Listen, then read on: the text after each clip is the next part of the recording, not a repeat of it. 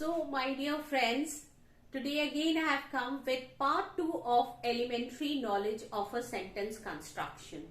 I know that sentence construction is very important because most of the people, they don't have the idea of constructing a sentence.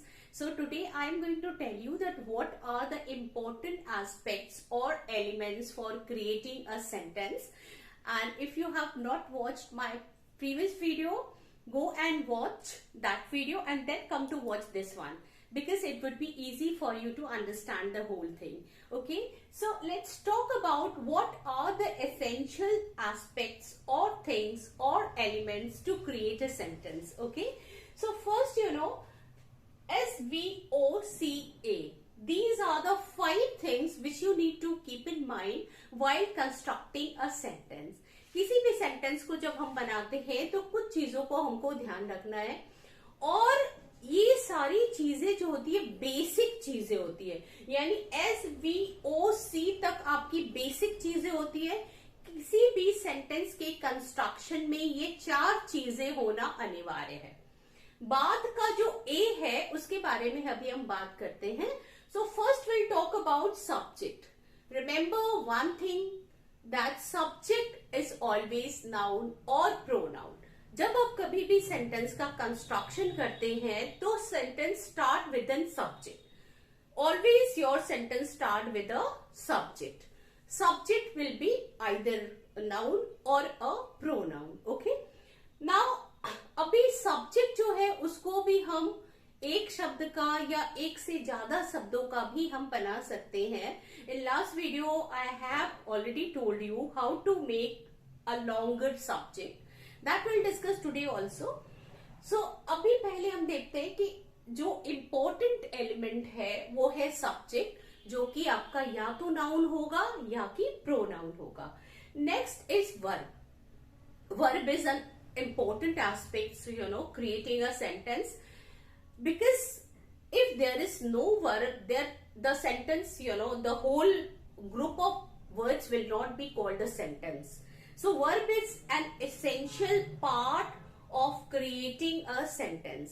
किसी भी sentence के creation में verb का बहुत बड़ा हाथ होता है, और अगर वर्ब ना हो तो फिर हम सेंटेंस को जो है उसको क्रिएट नहीं कर सकते. फिर वो बिना वर्ब के वो शब्दों का समूह फ्रेज कहलाएगा. It will called a phrase, not a verb. Okay, जैसे अगर हमने कहा on the table, at the door, ठीक है, इस तरह के सेंटेंस में आप देखेंगे इस तरह के जो शब्दों का समूह है उसमें आप देखेंगे कि देयर इज नो वर्ब. तो अब ये एक अंश हो गया जिसको हम वाक्यांश बोलते हैं. ये एक अंश हो गया जिसमें वर्ब नहीं होता है, और जब वर्ब नहीं होगा तो वो सेंटेंस नहीं कहलाएगा. लेकिन अगर हम कहते हैं stop, sit, go, play, so we are instructing someone to do some work, this is also called a sentence. अब आप कहेंगे कि सिर्फ वर्ब से कैसे एक सेंटेंस बनाया जा सकता है, क्योंकि किसी भी सेंटेंस के कंस्ट्रक्शन में आपका सब्जेक्ट के साथ साथ वर्ब होना जरूरी है. लेकिन जब मैंने बोला स्टॉप, सिंग, सिट, गो, वॉक, सो मैं किसी को बोल रही हूं बैठो, जाओ, उठो, गाओ, तो इसमें जो है सब्जेक्ट हमेशा हिडन रहता है, छिपा रहता है, and this is called imperative sentences. Okay, so ये भी एक सेंटेंस हुआ. तो मैं बात कर रही थी सब्जेक्ट में, सब्जेक्ट के बाद वर्ब का आना, and this is very very important for constructing a sentence. तो दूसरा है आपका वर्ब. एक चीज जो आपको ध्यान में रखना है कि जहां से आपकी वर्ब की शुरुआत हो जाती है वहीं से आपका प्रेडिकेट स्टार्ट हो जाता है. सो sentence can be divided into 2 parts, subject and predicate. And remember that when the verb comes in the sentence, we can divide it into predicate. Okay, rest of the things, verb के बाद जितनी भी चीजें आएंगी सारी चीजें predicate कही जाएंगी. ठीक है, और verb के पहले जितनी भी चीजें आएंगी सब सारी सब्जेक्ट कहे जाएंगे, चाहे वो एक शब्द का हो या उसमें कुछ फ्रेजेस या क्लॉजेस मिलाकर खूब बड़ा सा हो. लेकिन ध्यान रहे कि जहां से आपका वर्ब शुरू हो जाता है हम उसको डिवाइड कर देते हैं, उसको प्रेडिकेट बोलते हैं। लेकिन वर्ब को हम प्रेडिकेटर भी बोलते हैं। Remember one thing that verb and predicator these are the same thing, okay.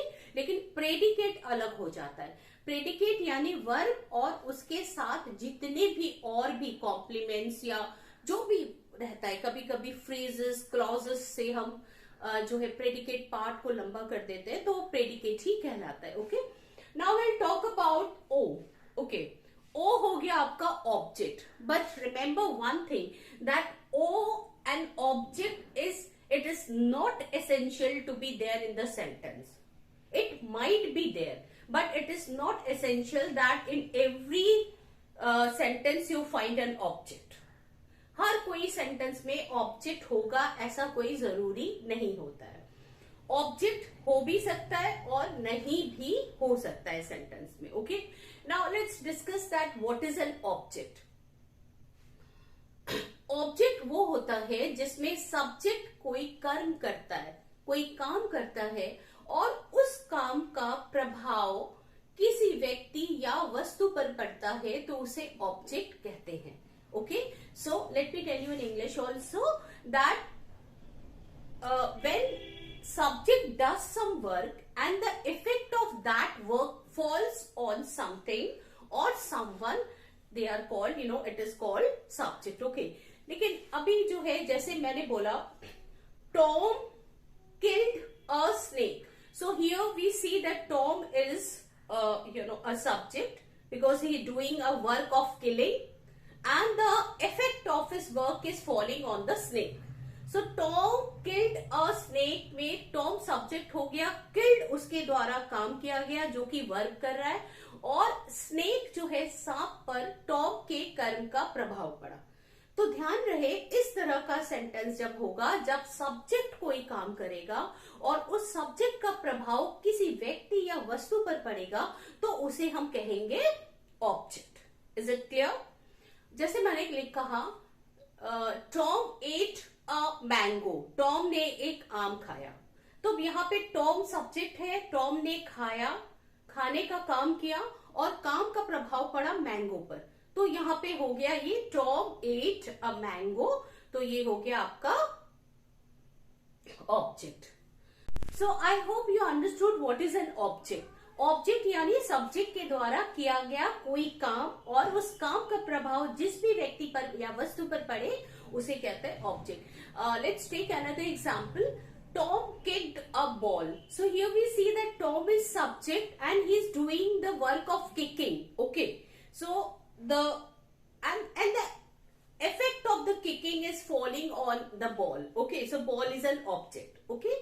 I think that you have got the right meaning of an object. Okay. There would be no problem in understanding that what is an object. Okay. Now object can be of two types. Remember that direct and indirect object, okay? So let me tell you in brief and then in detail I'll tell you later on, okay? So if I say Tom threw the ball, so here we see that Tom is a subject and he's throwing what? The ball, okay? So ball is direct object, okay? So Tom threw the ball. Tom is subject, threw is the work which is doing, and the effect of this work is falling on the ball. So Tom threw the ball. Ball is an object, okay? It is direct. We can ask the question, what did the Tom threw? Tom threw the ball, okay?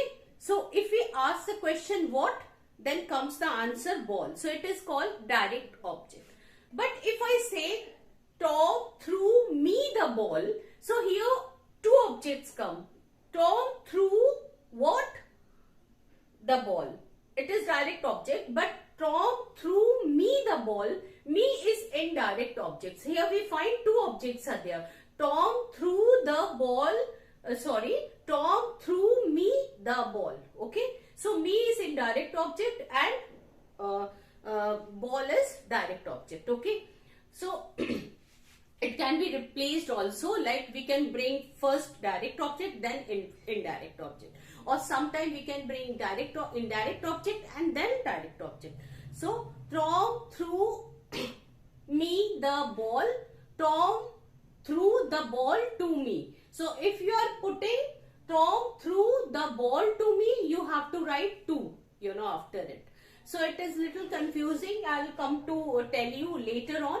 First, you know that the objects are of two kind, direct and indirect object. ठीक है? तो object जो होता है वो दो तरह का होता है, एक डायरेक्ट ऑब्जेक्ट, एक इनडायरेक्ट ऑब्जेक्ट. सो टॉम ने थ्रू किया किसको? बॉल को.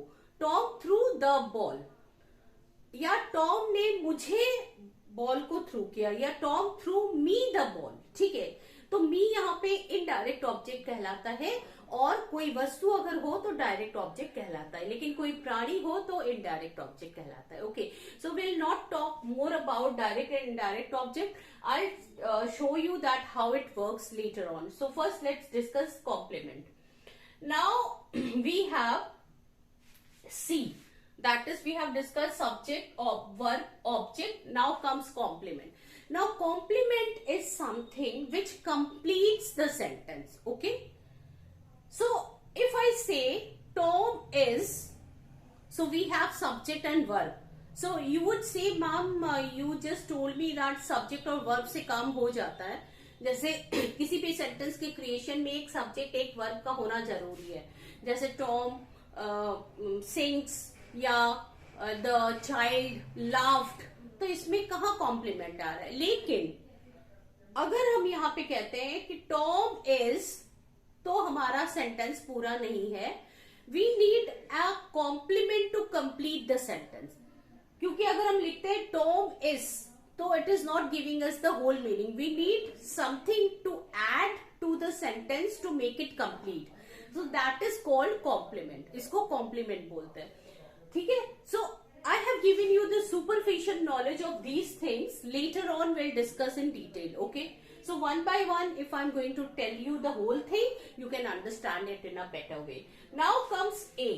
A is called adjunct. Adjunct means the rest of the things which we add in a sentence to make it a longer one. Okay?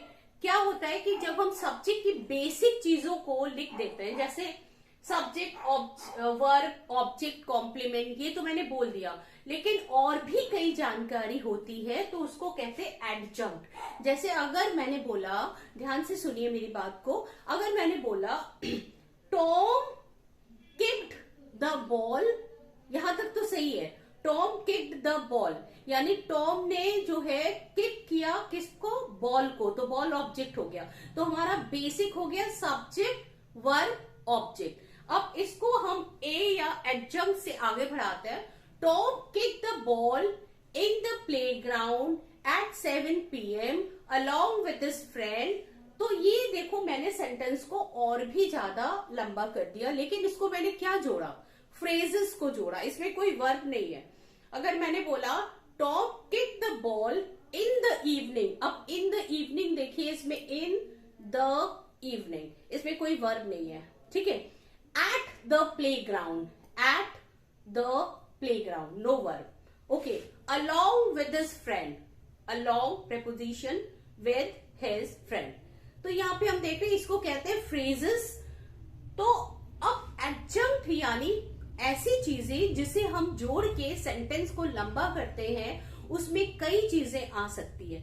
उसमें आप phrases जोड़ सकते हैं, क्लॉजेस जोड़ सकते हैं. क्लॉजेस में सबऑर्डिनेट क्लॉज आप जोड़ सकते हैं. अब आपके मन में एक क्वेश्चन आएगा कि सबऑर्डिनेट क्लॉजेस क्या होती है.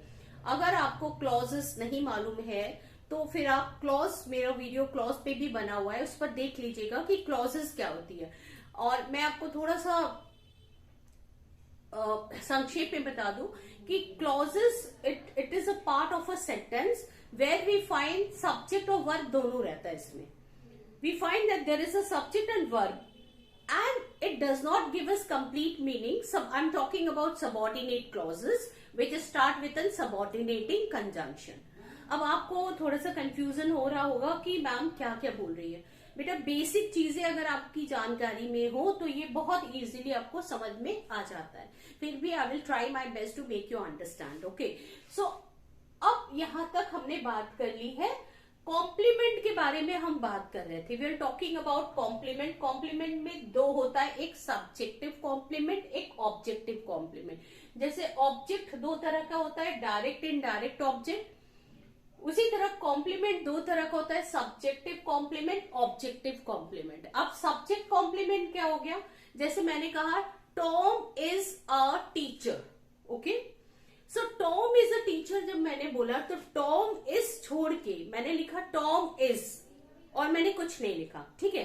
तो हमारा जो सेंटेंस है ये इनकम्प्लीट है, it's not giving us the whole complete meaning. So what we need to do, we need to add a complement. So अगर मैंने कहा टॉम इज अ टीचर, तो एक चीज ध्यान रखिएगा, सब्जेक्टिव कॉम्प्लीमेंट हमेशा सब्जेक्ट के बारे में बात करता है, और वो जो कॉम्प्लीमेंट होता है और जो सब्जेक्ट होता है सेम होता है। यानी टॉम और teacher, Ravi is a farmer, Ravi farmer, same हो गया।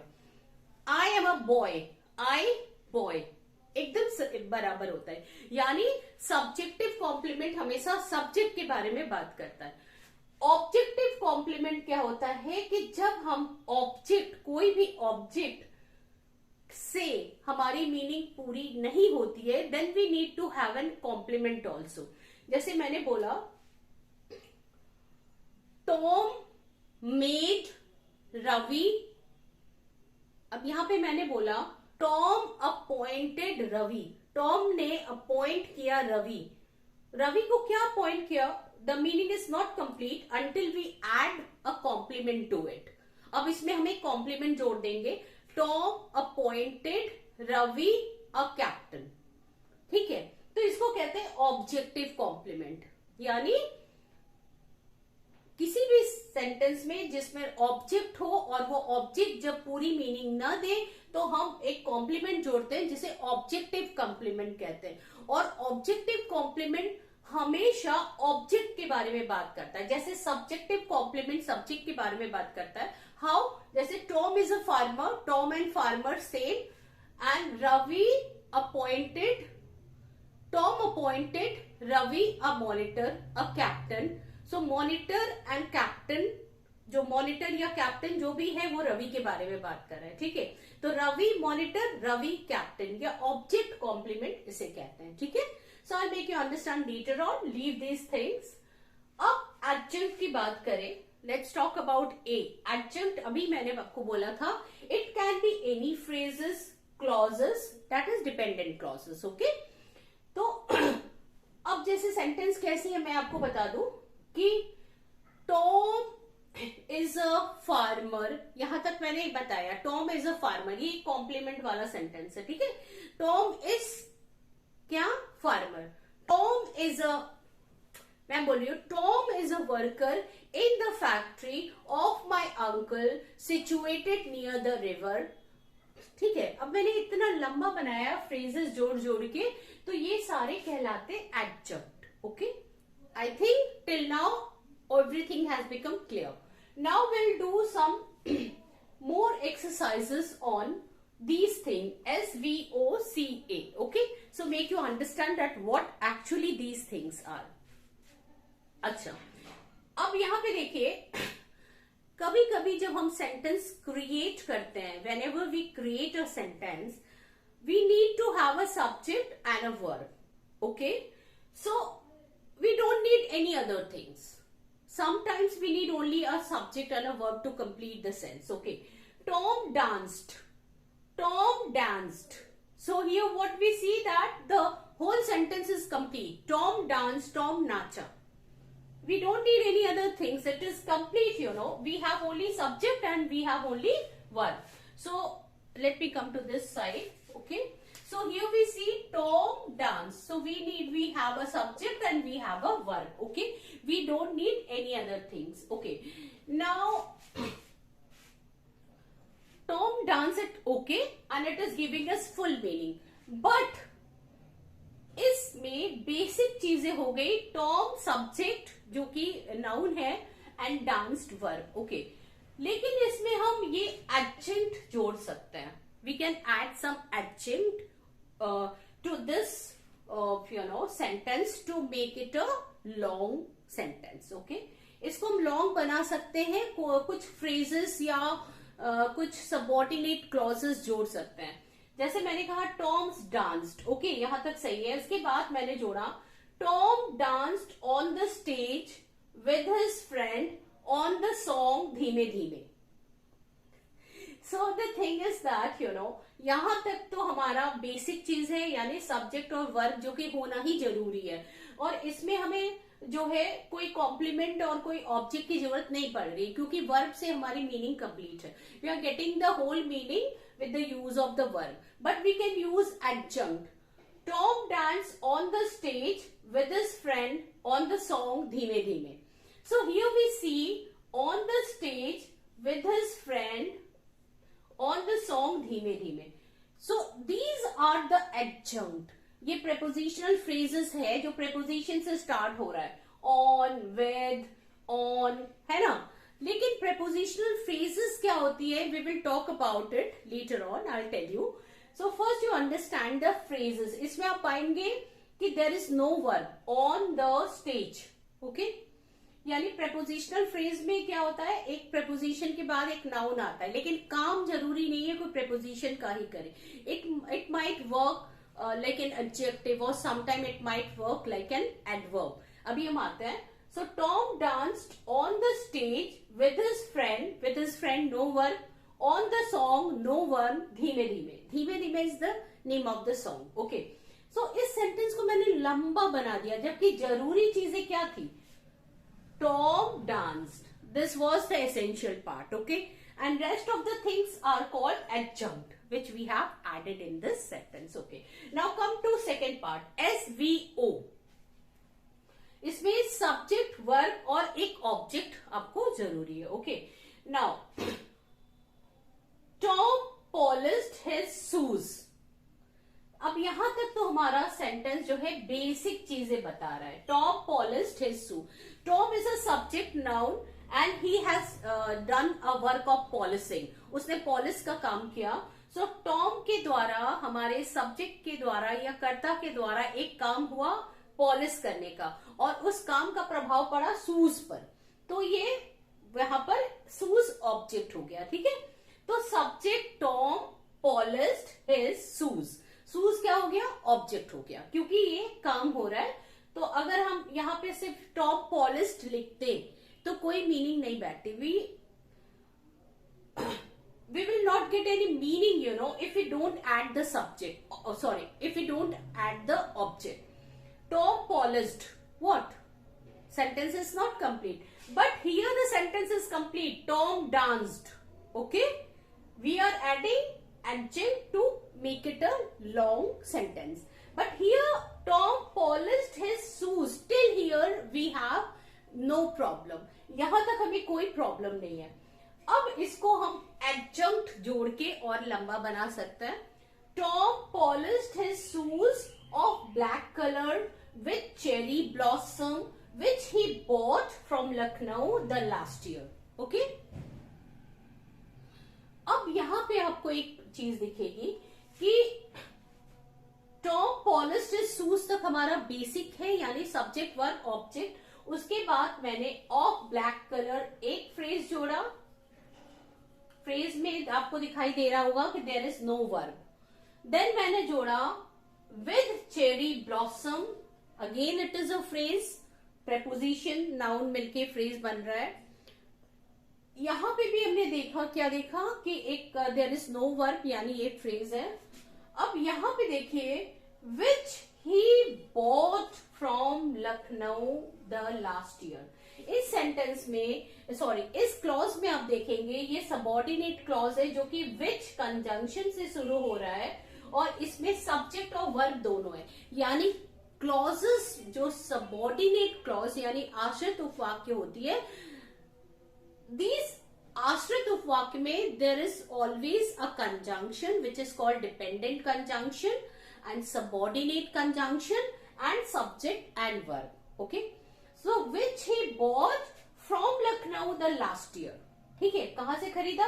अब देखिए क्लॉज में एक आपका क्या होता है, एक सबऑर्डिनेट कंजंक्शन होता है, एक सब्जेक्ट एक वर्ब। लेकिन इसको भी लंबा करने के लिए from Lucknow the last year, यहां से एक फ्रेज फिर जोड़ा गया इसको लंबा करने के लिए, ठीक है। तो the whole thing is Tom polished his shoes of black color with cherry blossom which he bought from Lucknow the last year. इसमें मैंने क्या किया, कई phrases I have added 2 phrases and 1 subordinating conjunction starting with which to make it a sentence. Clear now? Okay? So it has become a long sentence. अब आपको पता चल गया कि लंबा sentence कैसे बनाते हैं. Keep in mind, go through the book, कोई भी नॉवल लीजिए, उस नॉवल में या कोई भी न्यूज़पेपर लीजिए, न्यूज़पेपर में आप try to find out where you find the subject, then come verbs, then come object, and if you don't have object you will find there is a complement, after complement whatever is there, after object whatever is there, just know that these are adjunct and adjunct can be prepared with the help of phrases and clauses. Okay, now so we have discussed subject verb object. Now let's come to subject verb complement. Okay, Tom is a musician, so here we find that Tom is a subject, is verb, a musician एक complement है, जो subjective complement है, और always subjective complement किसके बारे में बात करता है, सब्जेक्ट के बारे में. अगर मैं यहां पे लिखती टॉम इज और मैं छोड़ देती, so it will not give us the whole meaning, complete meaning. So we need to add a complement to make it complete. और ध्यान रखिएगा, जो कॉम्प्लीमेंट होता है subjective complement always tells about subject. Tom and musician, so Tom is a musician. One more thing I really want to say, that if you see the object is always different from the subject. Tom where Tom and shoes, these are different, you know. Tom subject, shoes object. You will find that subject and object are always different, but when we talk about complement, subjective complement, it is always the same. So Tom and musician, they are same. So instead of musician, you know, musician क्या है, noun है. एक complement जरूरी नहीं कि आप एक noun ही हो, एक इसमें एक adjective भी आ सकता है. जैसे Tom is a musician की जगह हम लिख सकते हैं Tom is a disappointed. Tom is, अब यहाँ पे अ काटना है. Tom is disappointed, Tom is rejoiced, Tom is happy, Tom is sad, Tom is a teacher, Tom is a lecturer, Tom is a whatever. तो आप ध्यान रखिए कि कॉम्प्लीमेंट जो होता है वो एडजेक्टिव भी हो सकता है and it can be noun also. So यहां तक आपका, अगर मैं कहती हूँ Tom is disappointed, तो disappointed और Tom दोनों एक है, यानी निराश कौन, Tom. Tom is happy, happy कौन, Tom. Tom is rejoiced, it means he is over happy. Sorry. So remember that subjective complement is always the same as of subject. Okay. Now till here it is okay. मैंने लिखा Tom is a musician. चलिए मैंने यहाँ पे disappointed और ये काट दिया. मैंने लिखा Tom is a musician. Now till here everything is okay because subject, verb, object we have. Now what we'll do, that we can make it a long sentence by adding adjunct. अब इसको हम बड़ा कर लेते हैं. Tom is a musician. अब इसमें जो है म्यूजिशियन के पहले, म्यूजिशियन इज अ नाउन, इसके पहले हम कुछ एडजेक्टिव लगा सकते हैं. मैंने लिखा Tom is a well talented musician, ये लिख सकते हैं. वेल टैलेंटेड यानी टैलेंटेड क्या हो गया, आपका एडजेक्टिव हो गया. वेल उसके पहले एडवर्ब आके उसकी विशेषता बता रहा है. तो Tom is a well talented musician, जबकि हमारा मेन काम है टॉम इज अ म्यूजिशियन. इसमें मैंने वेल टैलेंटेड जोड़ के और भी टॉम के क्वालिटीज को दिखा दिया. So Tom is a well talented musician who teaches in Holy Cross School. Now, who teaches in Holy Cross School? It is a subordinating clause telling something about the musician Tom. Okay, so who teaches ये एक adjunct है जो कि मैंने यहाँ पे जोड़ा है इस सेंटेंस को बड़ा करने के लिए. सो हु टीचेस, हु क्या हो गया, हु आपका हो गया एक सबऑर्डिनेटिंग कंजंक्शन, टीचेस हो गया वर्ब, क्योंकि एक क्लॉज को मैंने जोड़ा डिपेंडेंट क्लॉज को इस सेंटेंस को बढ़ाने के लिए. ठीक है, सो आइए इसको मिटाते हैं. मैं नेक्स्ट उसमें आपको दिखा रही हूँ कि एक सिंपल सा मैं एग्जाम्पल दे रही हूँ so that it becomes very clear to you, and I also tell you what is a prepositional phrases और कैसे काम करता है. So let's come to the another example which I am going to give you. So many examples are here, so it becomes clear to you, for you to understand the whole thing. So let's come. First, subject verb, then subject verb object, then subject verb double object, direct object, indirect object, then subject verb complement, then subject verb object complement, and then subject verb object adjunct. Okay, we will see that how does it work to create a sentence. So once you understand this thing, it becomes like clear like water. No, you don't need to understand more. Whenever you see some sentence, you can understand it well. Okay, these are the basic things, and in this way I can identify that what are the essential elements of a sentence. Okay, so let's see. First, subject and verb. Tom sang. Okay, so Tom sang, Tom ने गाना गाया. ठीक है, so we don't need to add any other things. Okay, but we can add something after this sang. It depends on us. We can make the Tom also, यानी subject को भी हम बड़ा कर सकते हैं. We can make the subject longer and we can make the object longer. But basic thing, Tom sang, Tom ने गाया. अब इसको बड़ा कर सकते हैं. Tom की जगह मैंने she भी लिख सकते हैं यहाँ पे, because noun can be replaced by a pronoun. So she sang, मैंने ये भी I can write she sang, or I can write that a lady from my locality sang. इसको मैंने बड़ा कर दिया सब्जेक्ट को. A lady from my locality, it is a phrase, no verb. Remember, a lady from my locality sang. ठीक है, instead of Tom मैंने sentence को बड़ा कर दिया. A girl from my school sang. ठीक है, सब्जेक्ट को मैंने बड़ा कर दिया. और आई कैन राइट कि इसको the girl whom I know. अब यहां पे देखो, the girl whom I know एक डिपेंडेंट क्लॉज है जिसको मैंने सब्जेक्ट के जगह पे ला दिया. So a girl whom I know sang. एक लड़की जिसे मैं जानता हूं उसने गाया. एक लड़की जो मेरी लोकेलिटी की है उसने गाया. So subject can be extended, okay, by the use of phrases. Okay, so subject यानी जो है आप जहां से वर्ब शुरू होती है वहीं से प्रेडिकेट शुरू होता है. बट सब्जेक्ट उसको एक्सटेंड किया जा सकता है. आप इसमें जितने चाहे फ्रेज लगा ले, चाहे जितना चाहे लंबा बना सकते हैं. ठीक है, सो मैं ये भी लिख सकती हूँ, Tom, the boy from my locality who lives in 3rd floor of the building, who works in a factory, sang. अब मैं इतना लंबा मैंने बना दिया. यानी Tom, the boy whom I know who study in Anglo-Bengali Inter College, who works in a coal mine, sang. समझ में आ गया? यानी मैंने सेंटेंस सब्जेक्ट को कितनी भी तरह से एडजंक्ट लगा के, फ्रेजेस, क्लॉजेस लगा के मैंने इसको बड़ा कर दिया. रिमेंबर, ऑलवेज सबऑर्डिनेट क्लॉजेस लगा सकते हैं. ठीक है, अब सैंग में भी हम बढ़ा सकते हैं. मेन ठीक है, टॉम सैंग यानी सब्जेक्ट वन.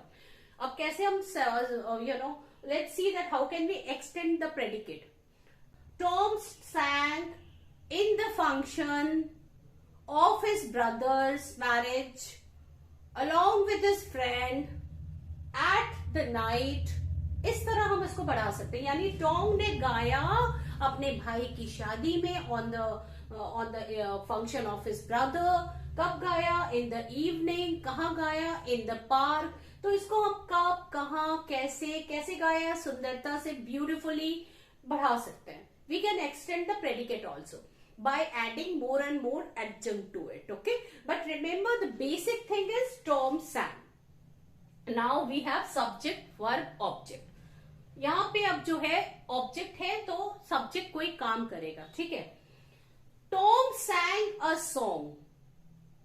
अब यहां पे भी टॉम ने गाया, लेकिन यहां पे मेरा कंप्लीट मीनिंग है। टॉम sang जो है एक कंप्लीट मीनिंग दे रहा है कि टॉम ने गाया, क्योंकि अगर किसी ने पूछा टॉम ने गाना गाया था, हाँ टॉम sang, हाँ टॉम गाया था।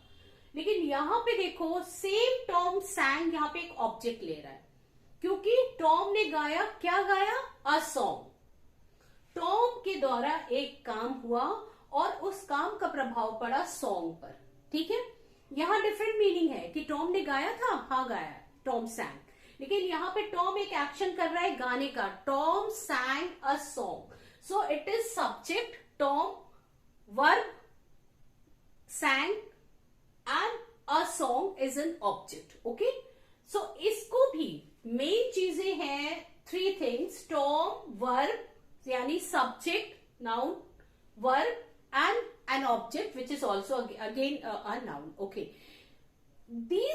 This sentence also can be extended. अब टॉप को भी हम आगे बढ़ा सकते हैं, है ना। The Tom the person who lives in my locality who works in AG office sang a song, you know. Tom, a person who lives in my locality, working in an AG office, working in a factory, working in AG office, working somewhere, whatever. We can इसको बढ़ा सकते हैं, इसको भी बढ़ा सकते हैं। Tom sang a song in the evening at the party along with his friend wearing a nice dress. अब यहाँ पे wearing verb नहीं है, ध्यान रखिए। wearing आपका क्या है? participle है, ठीक है। wearing a nice dress, तो इस तरह हम इसको भी बढ़ा सकते हैं। But main thing is Tom sang what? A song. So the whole what you call the thing is subject, verb, object. Now comes subject, verb, double object. Tom sang, subject, verb, me a song. Now we see there are 2 object. एक me हो गया, एक song हो गया। Tom sang what? A song. किसे? whom? to me. Tom sang, अब यहां पे दो जो ऑब्जेक्ट है वो 2 का आंसर दे रहा है, क्या और किसे। क्या गाया? गाना गाया। किसे गाया? मुझे गाया, यानी मेरे लिए गाया। Tom sang me a song, मेरे को गाना सुनाया। Okay, indirect object is always a person and direct object is always something. So Tom sang me a song. तो पहले क्या आया? Subject, verb, indirect object, direct object. We can reverse it also. So what we can do that we can bring direct object and then indirect object. So Tom sang a song to me. जब हम पहले direct object को अगर हम तुरंत verb के पास लाएंगे तो फिर इनडायरेक्ट ऑब्जेक्ट से पहले to या for लग जाता है। Tom sang me a song. Tom sang a song to me.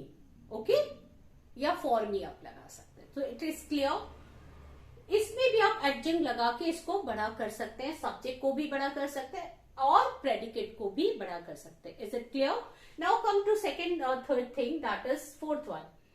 We have 2 object, that is subject, verb, object. Okay, now subject, verb, complement. Tom is a composer. Okay, now remember one thing, as I told you that subject and object are always different. Tom is someone else and me is someone else. Tom, me, song. Subject और object कभी बराबर नहीं होता, always they are different. But if we talk about complement is always same. Tom is a composer. So complement क्यों कहेंगे? Because Tom और इस यानी सब्जेक्ट और वर्ब दोनों है, but still we are not getting the meaning. अगर हम अ कंपोजर ना लिखे, हटा दे, तो यहाँ पे Tom is, it is not giving us the complete meaning until we add a complement to it.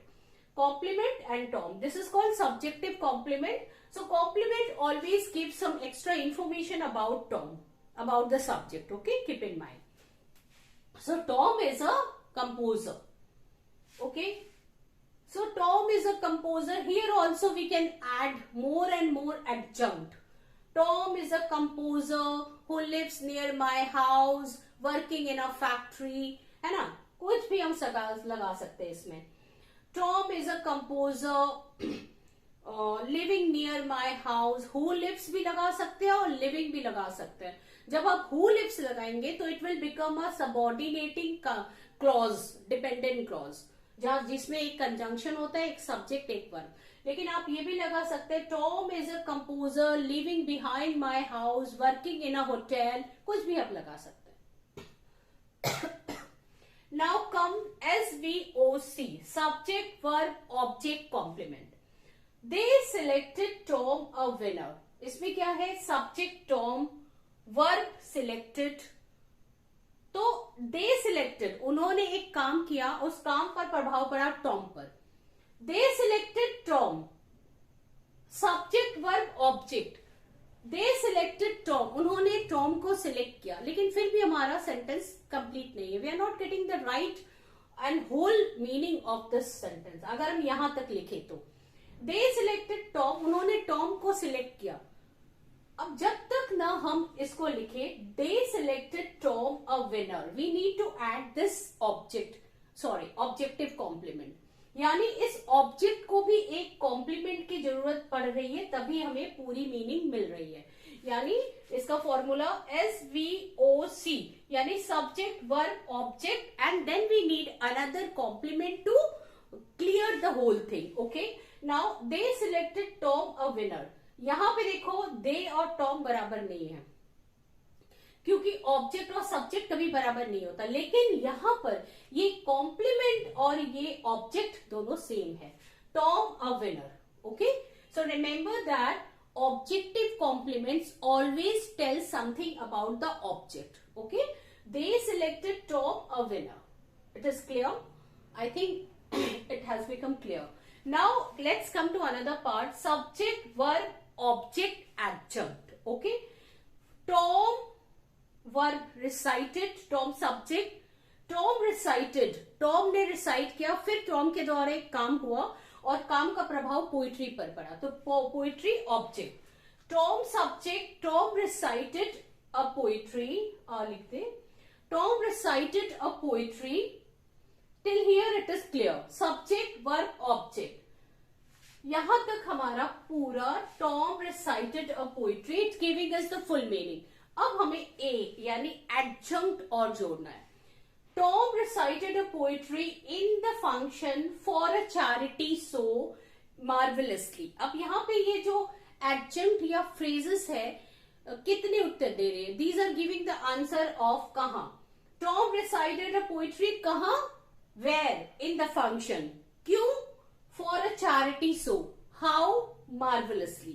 So here we see that these adjunct always give the answer of where, when, how. Okay. So let's talk about these prepositional phrases and let's understand how it works. Adjunct के बारे में थोड़ा सा जान ले, क्योंकि now I hope that everything has become clear to you. Only the adjunct thing is remain there, and we'll talk about these adjunct things. What are the adjunct and what is a subordinate clause? Okay, so let's understand this thing. So let's talk about adjunct. Adjunct or prepositional phrases which comes in the category of adjunct. Okay, so what are adjunct? So today we'll understand prepositional phrases which will make you understand how to create a sentence by adding prepositional phrases in the sentence. Okay, now what is a prepositional phrase? First you understand it. Phrase, और ज्यादातर हम देखते हैं कि जो phrases होती है वो preposition से ही शुरू होती है, लेकिन it is not essential कि वो preposition का काम करे. Sometime it works like a noun, sometime adjective or sometime adverb. Okay, so we need to understand that how does it work. Okay, now let's see a prepositional. First I'm going to read the definition of prepositional phrase. A prepositional phrase start with a preposition and followed by an object, noun and pronoun. So remember, वैसे भी you have to keep in mind that always after preposition always there is a noun or pronoun. Whatever you say, you know, I am going to the city, I am going to my house, you know, the cat is under the table. So you find that after preposition always a noun or pronoun comes. Okay, so the definition of prepositional phrase is that it start with a preposition and followed by an object, and that object must be noun or pronoun. So they generally function either as an adjective or an adverb. So generally they function like an adjective and adverb. So we will find out. एक prepositional phrase जो है वो start होती है preposition से, और उसके बाद एक noun होना जरूरी है, और वो noun या pronoun हो सकता है, और वो काम करता है कभी adjective का कभी adverb का. Is it clear? Now we'll see the examples. Tom is writing a novel about his life. Okay? तो यहां तक तो हमारा क्लियर है. देखो पूरा स्ट्रक्चर है सेंटेंस का जो मैंने आपको समझाया है. So Tom is writing a novel. Tom subject is writing, till here we have verb, a novel. So Tom is writing, Tom के द्वारा काम हो रहा है क्या? लिखने का. और वो लिखने का प्रभाव किस पर पड़ रहा है? नॉवेल पर. तो ये ऑब्जेक्ट हो गया. Tom is writing, वर्ब हो गया, नॉवेल हो गया आपका ऑब्जेक्ट. यहां तक तो सेंटेंस का कंस्ट्रक्शन हमें पता है. We know the construction of the sentence. अब यहां से हम एक प्रेपोजिशनल फ्रेज जोड़ रहे हैं. जैसा कि मैंने बताया कि prepositional phrase always start with a preposition followed by a noun. About his city. Okay, so Tom is writing a novel about his city. Okay, so about his city is a prepositional phrase. It is okay that according to the rule there is a preposition followed by a noun city. It is okay, but we should know that what is the work of this prepositional phrase. How does it working in this sentence? इस sentence में वो काम कैसे कर रही है. तो यहाँ पे हम देखेंगे Tom is writing a novel. Last में हमारा novel आया. Tom क्या लिख रहा है? novel लिख रहा है. novel about his life. तो हमें पता है कि किसी भी नाउन को एडजेक्टिव डिस्क्राइब करता है ना. तो किसी भी नाउन या प्रोनाउन की विशेषता कौन बताता है? एडजेक्टिव बता. तो यहाँ पे ये एडजेक्टिव का काम कर रहा है. किसकी विशेषता बता रहा है? नॉवेल की. नॉवेल एक नाउन है जो ऑब्जेक्ट के रूप में आया है, और इसकी विशेषता ये प्रेपोजिशनल फ्रेज कर रही है. So Tom is writing a novel about his city. Okay, so this is a extra adjunct. हमें यहां तक जानकारी चाहिए. Tom is writing a novel. Extra information के लिए अबाउट हिज सिटी मैंने जोड़ा, and this is called, this is prepositional phrase working as an adjective describing this novel. Clear? Now come to another point. The cat is sleeping under the table. So the cat is sleeping. Till here everything is okay. The cat subject is sleeping. So what is this? The subject is and sleeping. Sleeping is working here as a complement, है ना, क्योंकि subject और is के बाद अगर हम छोड़ दें तो हमारा सेंटेंस कंप्लीट नहीं होता. We need to add a complement.